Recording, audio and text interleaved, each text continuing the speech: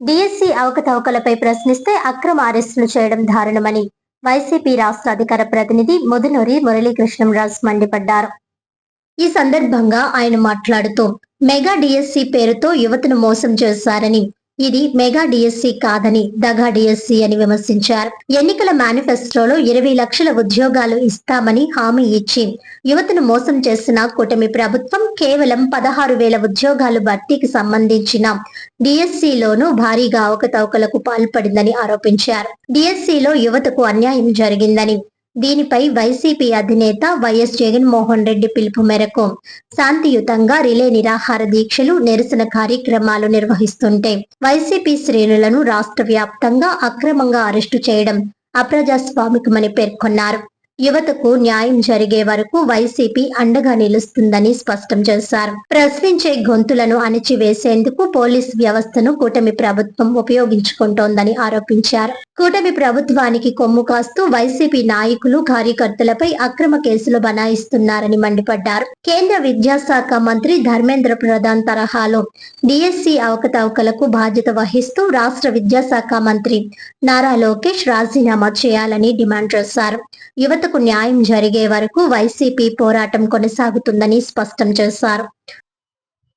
కూటమి ప్రభుత్వం అధికారంలోకి వచ్చి 2 సంవత్సరాలు పూర్తయి 3వ సంవత్సరంలో అడుగుపెట్టినా కూడా యువతకి ఏ రకంగానే న్యాయం చేయకుండా ఈ రాష్ట్రంలో మేనిఫెస్టోలో 20 లక్షల ఉద్యోగాలు ఇస్తామని చెప్పారు. మీరు 20 లక్షల ఉద్యోగాలు ఇస్తామని చెప్పి కేవలం 16,000 ఉద్యోగాలకే పరిమితమైనటువంటి ఈ రాష్ట్ర ప్రభుత్వం 16,000 ఉద్యోగాల్లో కూడా స్పోర్ట్స్ కోటా అని అనేక అవకతవకలతో జీవో ఇచ్చి ఈ టీడీపీ నాయకులకి కోట్ల రూపాయలు ముడుపులు చెందే విధంగా, యువతకు పూర్తిగా అన్యాయం జరిగే విధంగా, ఎవరైతే మెరిట్ స్టూడెంట్లు ఉన్నారో, ఎవరైతే నిరుపేదలు ఉన్నారో, బాగా కఠినమైనటువంటి నిరుపేదలు ఎవరైతే ఉన్నారో వీరందరికీ నష్టం జరిగే విధంగా ఈ కూటమి ప్రభుత్వంలో పరిపాలన జరుగుతుంటే ఇవన్నీ గ్రహించి ఈ రాష్ట్ర ప్రతిపక్ష నాయకుడు జగన్మోహన్ రెడ్డి గారు యువతకు అన్యాయం జరుగుతుంది, యువత పట్ల మనం ఈ ప్రభుత్వం మెడలు వంచాలి,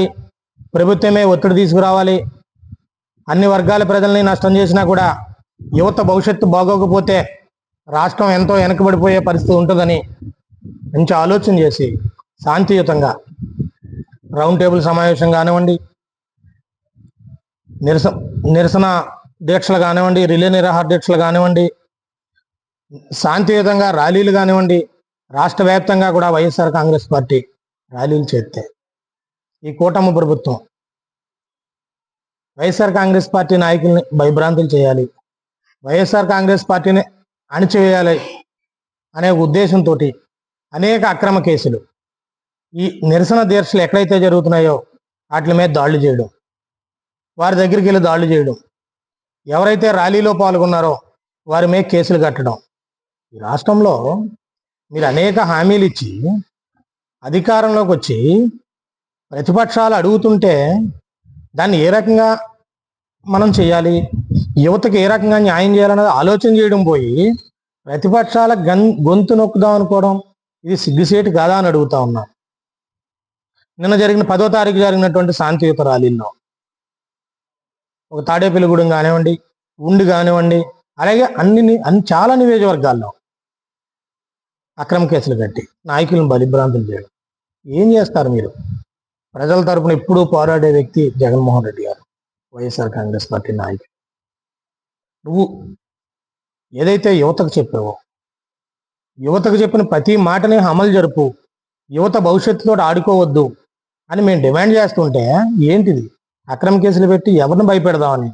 కేంద్రంలో నీటిలో అవకతవకలు జరిగాయని ప్రధానమంత్రి నరేంద్ర మోడీ గారు, అక్కడ విద్యాశాఖ మంత్రి అయితే రాజీనామా చేయించారు. ఈ కూటమి ధర్మంలో మీది ఏదైతే కూటమి ధర్మం అని చెప్తా ఉంటున్నారు మీరు, అదేవిధంగా ఈ రాష్ట్రంలో విద్యాశాఖ మంత్రి నారా లోకేష్ గారు కూడా రాజీనామా చేయాలి కదా. కేంద్ర మంత్రిని ఏ రకంగా అయితే నరేంద్ర మోడీ గారు రిజైన్ చేయించారు, ఈ రాష్ట్ర ముఖ్యమంత్రి చంద్రబాబు నాయుడుకి ఎందుకు గుర్తించదు? ఇది అంటే నీ సుపుత్రుడనా?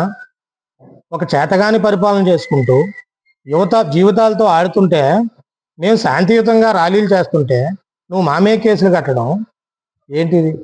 ఎక్కడికి పోతుందని కూడా అడుగుతా ఉన్నా. నువ్వు ఎన్ని కేసులు పెట్టినా ఈరోజు చూడండి, కర్నూలులో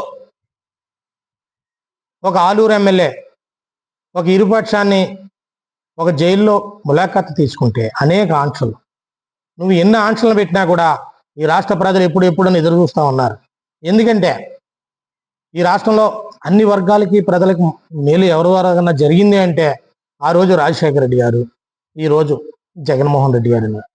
ప్రతి అన్ని వర్గాలకి కూడా తెలిసినటువంటి పరిస్థితి.